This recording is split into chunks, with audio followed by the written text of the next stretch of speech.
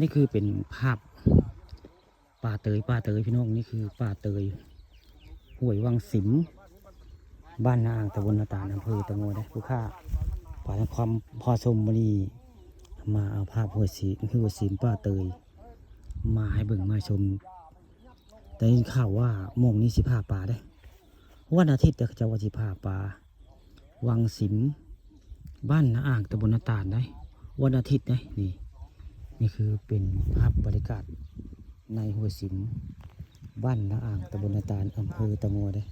ผู้ข่าปลาทองคำผสมนี่มาเลาะเปิงห้วยเปิงหูพี่น้องเลาะเปิงห้วยเปิงหูนี่ข่าวว่าเขาชิพาปลาก็เลย มาเอาภาพบรรยากาศห้วยสิมป่าเตยนี่ก็คักพี่น้องนี่เอาเตยไปแกงก็คักได้เตยแกงแค่มันเฮ็ดกระด้างพี่น้องของป่าเนี่ยเตยนี่เตยผลิจุน้ำนี่ตัดมือแล้วก็เอาไปแกงใส่กันกับเฮ็ดกระด้างคักใต้ของป่านี่คือเป็นภาพบรรยากาศในบริเวณห้วยสิมบ้านอ่างตำบลนาตาลได้นี่ผู้ข่าพันธุ์คำผสมมานี่มาบริเวณห้วยสิมพี่น้องนี่บรรยากาศตัวแรงใกล้ค่ำได้ยินข่าวว่าเขาเจ้าสีผ้าป่าได้วันอาทิตย์นี่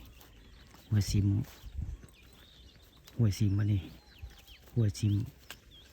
บ้านนาอ่างหรือว่าบ้านอ่างข้ามกันเดียวกันพี่น้องเขาเจ้าว่าสีผ้าวันอาทิตย์นะนี่คือห้วยสิมบ้านนาอ่างตำบลนาตาลอำเภอตะโงได้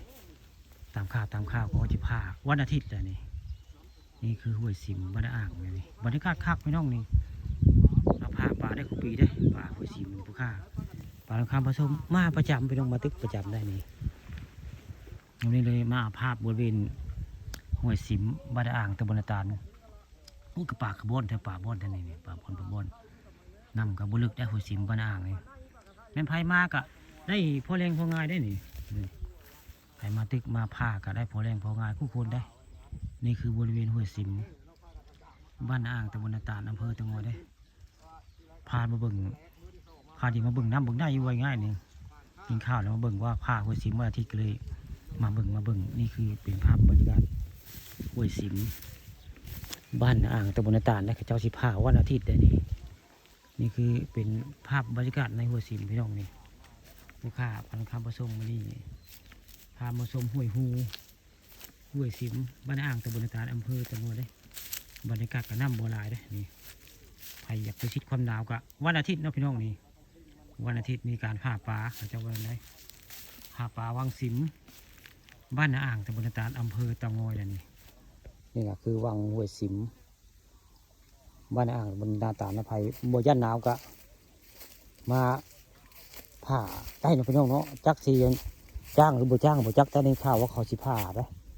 วันอาทิตย์นี่ผ้าแน่นอนเจ้าห้วยสิมนี่แหละคือห้วยสิมบ้านอ่างตำบลนาตาลอำเภอตะโงได้บรรยากาศคักพี่น้องนี่ไม่มากโกเตยนี่ไม่มากโกเตยแน่นอนได้เมื่อวันอาทิตย์นะนี่คือพากันมาเบิ่งบริเวณมองสิผ้าป่าได้เขาเจ้าเลี้ยงข่าวว่าเจ้าสิผ้าป่าก็เลยพาเดี๋ยวมาเบิ่งว่าห้วยสิมเป็นใน6ชั้นใดเป็นชั้นใดได้หรือผ้าที่มาเบิ่งนี่คือห้วยสิมพระมีการผ่าป่าวันอาทิตย์พี่น้อง